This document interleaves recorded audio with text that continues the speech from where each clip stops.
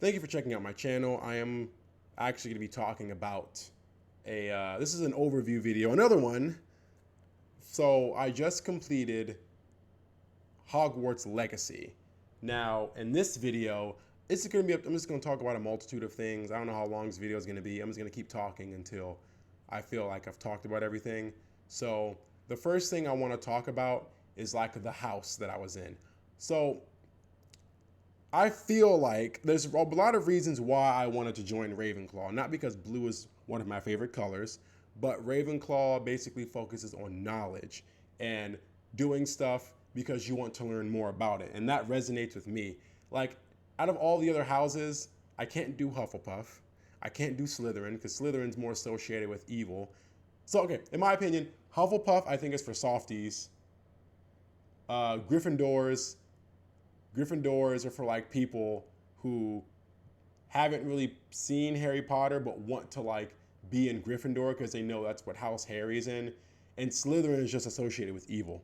So no one gives Ravenclaw any love. So I wanted to give Ravenclaw some love by completing the game as a Ravenclaw person.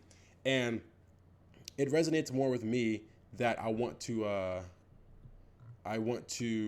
learn more about stuff with anything I do. Like this, for instance, this program that I'm using to edit videos. I want to learn more about it, and I happen to learn more about it as all the videos go on. So I chose Ravenclaw, and the first option I was given was Ravenclaw. So worked out good for me.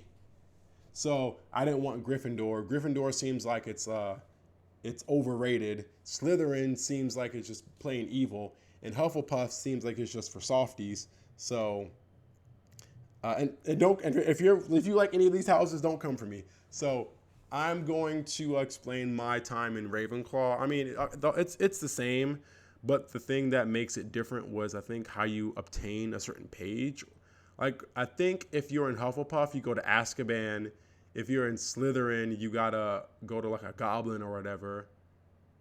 I don't know what you do in Gryffindor, but in Ravenclaw, I think you have to solve some puzzles and then go with some sort of headless ghost and then find like a wand for Mr. Ollivander, I think. But it's not really a difference in what house you do. It's just the interaction of the people that you meet. Like, has there been a person in Gryffindor that I've met? Because most of the people, like Sebastian, I think Natty, she was in Gryffindor, but yeah, I really like Ravenclaw, and I like the interactions with the people in my house because, well, I think my favorite person in Ravenclaw happens to be like Amit, because even though Amit is kind of soft, he is one of my favorite characters in Ravenclaw, right? Because him and Samantha Dale. I think that was it. Yeah, him and Samantha Dale are my favorites. I never really like Clopton or whatever. Um, but yeah, I like Ravenclaw. Ravenclaw doesn't get any love, so I show Ravenclaw some love. I felt like all the other houses were overrated or underrated, and I wanted to just go with Ravenclaw. I feel like Ravenclaw's entry to get into their common room is actually pretty cool, because I think with Slytherin, you got to, I forgot how you get into Slytherin's house. I think you have to do something. Fuck, I forgot what it was. I know in Hufflepuff you have to tap on the barrels in a certain way. You have to speak a passcode to to the Gryffindor house to get there. But I do like how Ravenclaw you have to solve a riddle. So I like that. I also like how obviously Ravenclaw mascot's a raven and Gryffindor is basically a griffin, or I think it's a griffin, right? Slytherin is a snake and Hufflepuff is a mongoose, I think. But mongooses, I like mongooses. They're one of my favorite animals. It's just that Ravenclaw is actually the smarter ones. They're like the Sigma males on campus. So yeah, that's why I chose Ravenclaw. Now the next part is What was my favorite story? My favorite character and my favorite story are two different things. My favorite character would probably have to be, what's her face? Uh, what's her name? Poppy. She's my favorite because I think hers was more of like, it wasn't combat related, but hers had a great story to it. Like, oh, don't get me wrong, Natty's was pretty good, Sebastian's was pretty good, but hers had a great story to it. And plus, she's also one of my favorite characters. Even though she is in Hufflepuff, I felt like I needed to help her because even though and I like the whole twist that she ran away from home to her grandma's because her parents were actually poachers. But my favorite story, like my favorite line of stories to go through, is gonna be Sebastian's because of the curses that I get to use. And even though he had to kill his own dad, which honestly he should go to Azkaban for, even though I gaslit him into doing that, into showing me all the curses and whatnot. His was my favorite story because it was just him going more on the dark side to save somebody he loves, which is his sister, and his sister still can't forgive him because his sister, because Sebastian killed his sister's only guardian. So he was so focused on rescuing his sister that Sebastian wanted to kill his uncle because he was so tired of him. But Natty was pretty cool. I like how around Natty's story you got to face off against Theophilus Harlow, and if you've seen the play-by-play, Theophilus Harlow's fight took like all of 20 seconds, like a minute, because he tried to cast spells on me, and I zapped him with Avada Kedavra, which shot his health all the way down to 1, and I just hit him with a spell, and he died. But Natty's was pretty good, but I like Sebastian's story because of the curses. Now, I do think, and I think everybody would, I don't know if everyone thinks this, but here's what I think. The game should have a morality system. There should be no reason that I should be able to go in class, find a dummy, and use the Cruciatus curse.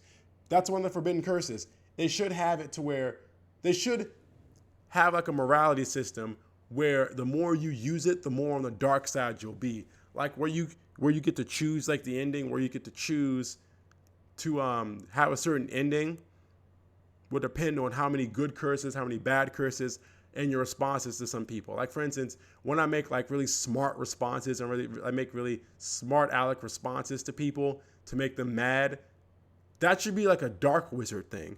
But if I'm like, hey, you don't have to charge me anything. If I want you to pay me for something, I want you to pay me more money and I want to extort you for it, then yeah, that should be like a dark side thing. Or if I'm walking around zapping people with Avada Kedavra in public, that should be a dark side thing. If I shot a person and killed them with Avada Kedavra, that should be a dark side thing. There should be no reason why the police should say, oh, you killed Theophilus Harlow. How'd he die? With the Avada Kedavra curse. And they just overlook that. But really quickly, out of all of them, even though the Avada Kedavra curse is a killing curse, and the Imperious curse can let you control people, my favorite's the Cruciatus curse because it's the torture curses. Because in the game, like you get to zap people and they're basically just, you get to hurt them, but they can't fight back because they're in so much pain. So yeah, my favorite spell that's not a curse would happen to be Bombarda because it's basically like you're shooting like a fucking missile at somebody. It's like a small little beam of light that hits somebody and they explode, which is kind of dangerous. I don't know why that isn't considered as a, I think I know why actually. Because I would say that why isn't Bombarda considered a curse? But I figured out why it's probably considered a curse. It's not considered a curse because Bombarda can blow things up and you can like go through other objects for it. But the Imperious curse, the Cruciatus curse, and the Avada Kedavra are all curses meant to do harm to people. Bombarda you can harm somebody with it, but it's not meant to harm somebody, right? So I do think that Bombarda is like the closest spell that I like to use. I never really used like Arrestus Momentum or Glacius or anything like that to like change somebody's movements. I never really got into that. And I think one of my favorite characters outside of the three, like the three people I meet, my complete favorite character, that's hard. Actually, you know what? No, my favorite character is probably Professor Fig. Rest in peace. But when he had died, so I was just like, oh shit. But then the last thing I told him was, yeah, I'm gonna fucking take all this curse for myself, and I did. So wasn't a good ending, wasn't a bad ending either. So I told him I was gonna take all the curse and all the power for myself. Hopefully he can forgive me up there or down there. But hey, I had to do what I had to do. Nobody knew it. I was able to control all of it. It didn't take me over. But yeah, essentially, going through Hogwarts is like you're like a gang, but just in one big house. It's like gang territory is like Slytherin house or Gryffindor house or Hufflepuff house, which Hufflepuff house is by the kitchen. And honestly, if I got accepted into Hogwarts, I would go. Like, do you see the food they eat there? Like, I like eating food, like, a lot, even though I'm not that big, or I'm not big at all, but I really like eating food. And the food that they had there was fucking insane. But I couldn't really do with chocolate frogs. I really can't do that. As of the game mechanics are actually pretty good. I got to go out, I got to explore a lot of places. Throughout the beginning of the game, I was able to spend a lot of time outside. It's not like they said, hey, you can't go here, or you can't go here, or you can't go here until you get to like a certain part of the game, then you can go here. No, it was basically an open world until I was able to like as soon as the game started, I went out to explore the world.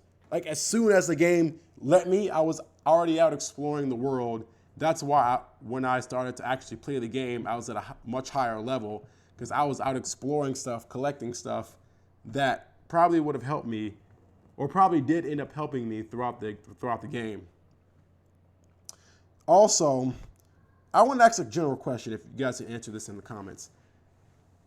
I know the game takes place way before, but Professor Black, right? Because I read a note on his desk that one of his sons is named Sirius. Is that Sirius Black from Harry Potter and the Prisoner of Azkaban? I don't really know, but it says Sirius and Phineas. So Sirius Black had a son. No, Phineas. Fuck. What's Headmaster Black's last name? I'm drawing a blank. But Headmaster Black had a son named Phineas and Sirius. So I'm like, so his son's Sirius Black. So there's another, that's either another Sirius Black with the same name, or that's the same Sirius Black from the Prisoner of Azkaban. Also, in terms of relations, is Professor Weasley or his son or his aunt, do any of those people have a relation to Ron Weasley? Like, are they his great grandmother or something? I don't know. It's weird. I do know that I'm assuming that I am in fact a full-blooded wizard, but I don't know if the word Muggle is a racial term, because I mean the whole pure blood thing was kind of like gave off Nazi vibes, like, oh, you can't get into the school unless you're like a pure-blooded person. But I do understand that it made people in Slytherin House look evil, which they were supposed to be. Like Slytherin House, the colors were green, all the curses were green. People in Slytherin House spoke Parseltongue, which is known to be evil because Voldemort can speak Parseltongue. And I don't really know if Voldemort's ancestor was in the game. I kind of missed. If I would have read some stuff, I probably would have um, found out some stuff. Also, in terms of Voldemort, then I'm on that topic. Does Voldemort have any relation to the Gaunt family? Because I think I heard something about that, like Voldemort having a relationship with the Gaunt family. And if that's true, is Ominous Gaunt related to Voldemort? I don't know. But I didn't really see any of Harry Potter's relatives, even though that would have been cool. But I probably could have seen it if I were to be in Gryffindor. But I know Harry's father was also in Gryffindor. However, I don't really know where his father was. So I don't know. I don't even know. I think this takes place 200 years before the main story, because Harry Potter, the timeline was around, like, I guess when the Prisoner of Azkaban happened, or the Half-Blood Prince happened. All that happened around like 1995. I'm not talking about when the movie came out or the book came out. When the time period was, I think, around the 1990s, around the time when I was born. So it's actually it's not weird, but it's just like, it's kind of off-putting to find out that the whole place took place all the way in the distant past, which I would say whoever made the game, Avalanche, if you're gonna make a second Harry Potter game, I would put in a morality system, more spells, and I would want it placed in the 21st century, probably around like 2016, 2015, around stuff like that. I would make it more of like a futuristic game where people had cell phones and stuff like that, because I don't really think that, I think the trials of Grindelwald happened, or not the trials of Grindelwald, the crimes of Grindelwald happened before the main Harry Potter story in like the 1950s. So, yeah, it was, I think it happened back then. But yeah, if the creators are listening, I would want a morality system, more spells, a longer story, house exclusives, like more house exclusives. Like the only house exclusive thing we've actually got was, when you won the World Cup, it would say, when you won the House Cup, it would tell you the winner is Gryffindor, Ravenclaw. Or I want like more action stuff. Like, for instance, Gryffindors have some perks, but they have some weaknesses. Ravenclaws have some perks, have some weaknesses. Like, for instance, let me give you an example. Gryffindors won't be able to if in selecting things like good, bad, they would always be able to select the good options, but it would be harder for them to select a bad or an evil option. And Slytherin's like the other way around. Ravenclaw would have to select. It would be harder for them to select an illogical answer. And I think Hufflepuff would have to select one based off of emotion, so they can't really select things with like knowledge. Like, for instance, Hufflepuff and Ravenclaw are different, being like emotion and logic, and Slytherin and Gryffindor are different because of being good and evil. So I think I would want more house bonuses, a morality system where you can use the curses. However, you would have to learn them, and the more you use them, you would be put in like prison, or if you're caught a certain amount of times, you would have to start the game like over. Like, for instance, if you're caught, right?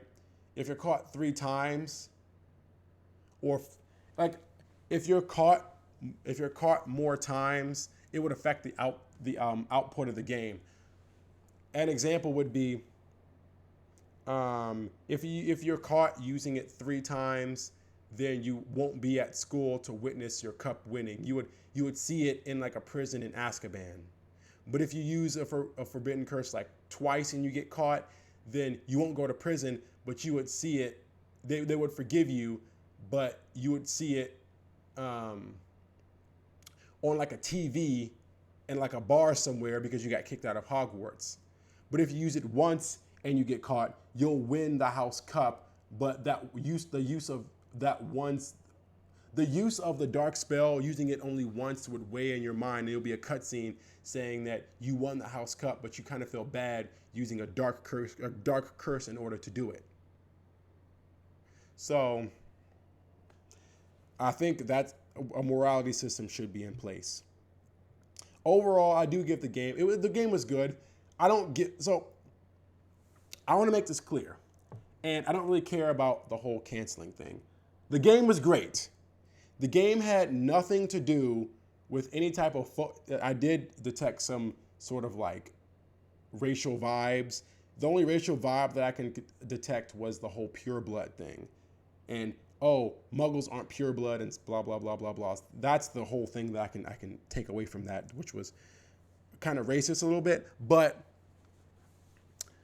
the game was good. The whole fact that a certain community was able to bully, and yes, it's bullying. A whole community was able to bully people to not play a game just because they didn't believe, because people didn't believe what they wanted to believe. Then they were like, oh yeah, let's go ahead and bully these people so that they can't play a game and they can't. Because what if someone wants to enjoy the game? Why can't people just enjoy the game? Why can't one person believe that there's two genders or whatever? I just want an experience where someone can just play a game and no one worries about it. It's like, this is like, okay, you believe in one thing, I believe in another thing. Let's just call it like, okay, we just believe in different things.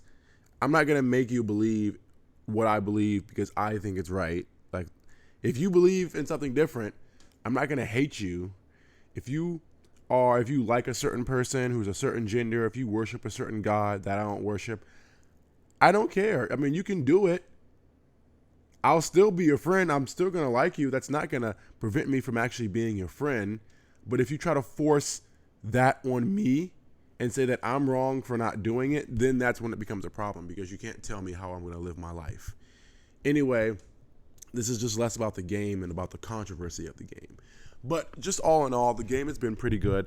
I really love playing it a lot. And I think, as I said before, a morality system that should affect the ending of the game. There should be a longer story with more house perks. For instance, I explained it before, but that's basically all I want in the next Harry Potter game, because there's going to be a next Harry Potter game. I assure you there's going to be a next Hogwarts Legacy. And if there's a next Hogwarts Legacy, I would put it more into the future, into like the 21st century, where people have magical cell phones or like magical Teslas or some shit like that. But yeah, that's what I like about the game. I hope they come up with another one. And that's basically about it. So if you liked the video, please like, share, and subscribe. And I'll see you guys next time.